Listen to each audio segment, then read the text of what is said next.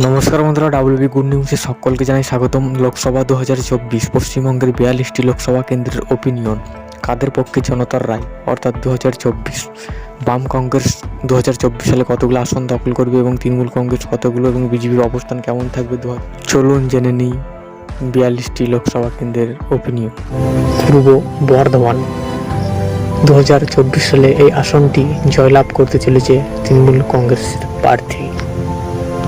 পরবর্তী লোকসভা কেন্দ্র বিষ্ণুপুর, এই আসনটি জয়ী হতে চলেছে বিজেপি। পরবর্তী লোকসভা আসন বাঁকুড়া, এই আসনটি সম্ভবত জয় হতে চলেছে তৃণমূল কংগ্রেস।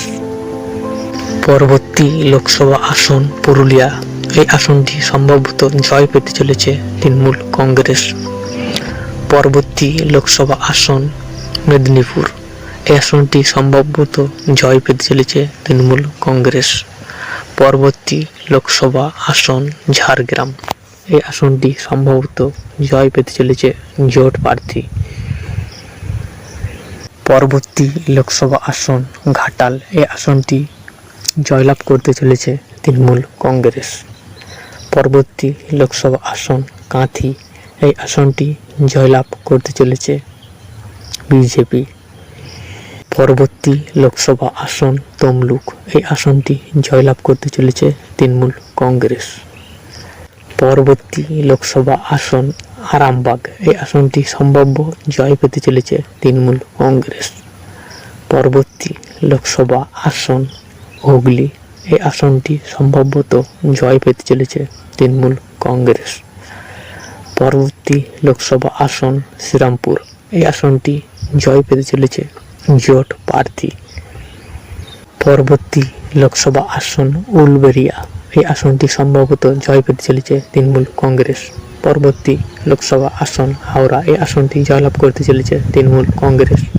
পরবর্তী লোকসভা আসন কলকাতা উত্তর, এই আসনটি জয়লাভ করতে চলেছে তৃণমূল কংগ্রেস। পরবর্তী লোকসভা আসন কলকাতা দক্ষিণ, এই আসনটি জয়লাভ করতে চলেছে তৃণমূল কংগ্রেস। পরবর্তী লোকসভা আসন যাদবপুর, এই আসনটি জয়লাভ করতে চলেছে সিপিআইএম প্রার্থী। পরবর্তী লোকসভা আসন ডায়মন্ড হারবার, এই আসনটি জয়লাভ করতে চলেছে তৃণমূল কংগ্রেস, অর্থাৎ হাড্ডাহাড্ডি লড়াই হতে চলেছে। পরবর্তী লোকসভা আসন মথুরাপুর, এই আসনটি দখল করতে চলেছে জনতা পার্টি। পরবর্তী লোকসভা আসন জয়নগর, এই আসনটি সম্ভবত জয় পেতে চলেছে তৃণমূল কংগ্রেস।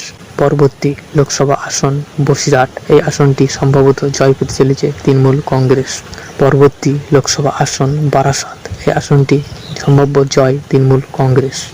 পরবর্তী লোকসভা আসন দমদম, এই আসনটি অর্থাৎ সৌগত রায় জয়লাভ করতে চলেছে। পরবর্তী আসন ব্যারাকপুর, এই আসনটি জয়লাভ করতে চলেছে তৃণমূল কংগ্রেস। পরবর্তী লোকসভা আসন বনগাঁ, এই আসনটি জয়লাভ করতে চলেছে বিজেপি প্রার্থী অর্থাৎ শান্তনু ঠাকুর।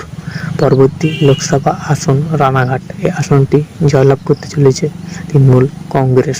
পরবর্তী লোকসভা আসন কৃষ্ণনগর, এই আসনটি জয়লাভ করতে চলেছে তৃণমূল কংগ্রেস। পরবর্তী লোকসভা আসন মুর্শিদাবাদ, এই আসনটি সম্ভবত জয় পেতে চলেছে কংগ্রেস প্রার্থী।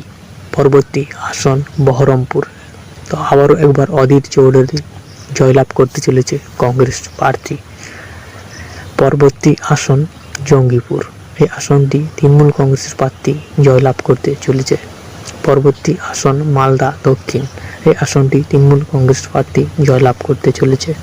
পরবর্তী আসন মালদা উত্তর, এই আসনটি অর্থাৎ তৃণমূল কংগ্রেস কিন্তু জয়লাভ করতে চলেছে। পরবর্তী লোকসভা আসন বালুরঘাট, এই আসনটি তৃণমূল কংগ্রেস কিন্তু জয় পেতে চলেছে। পরবর্তী আসন রায়গঞ্জ, এই আসনটি তৃণমূল কংগ্রেস জয়লাভ করতে চলেছে। পরবর্তী লোকসভা আসন দার্জিলিং, এই আসনটি বিজেপি প্রার্থী জয়লাভ করতে চলেছে। পরবর্তী আসন আলিপুর দুয়ার, এই আসনটি তৃণমূল কংগ্রেস প্রার্থী দখল করতে চলেছে। জলপাইগুড়ি আসনটি তৃণমূল কংগ্রেস দখল করতে চলেছে। পরবর্তী লোকসভা আসন কোচবিহার, তো এই আসনে কিন্তু সম্ভাব্য তৃণমূল কংগ্রেস প্রার্থী অর্থাৎ জয় ছিনিয়ে নিতে চলেছে। সক্ষম হচ্ছে। পরবর্তী আসন আসানসোল। 2019 সালে এখান থেকে লড়েছিলেন তৃণমূল কংগ্রেসের প্রার্থী অর্থাৎ মনমোহন সেন, বিজেপি প্রার্থী বাবুল সুপ্রিয় এবং সিপিআইএম প্রার্থী গৌরাঙ্গ চ্যাটার্জি। অর্থাৎ শেষমেশ এই আসনটিতে জয় হয়েছিলেন বাবুল সুপ্রিয়। তো এবার 2024 সালে এই আসনটিতে ঘাসফুল অর্থাৎ ফুটতে চলেছে। পরবর্তী লোকসভা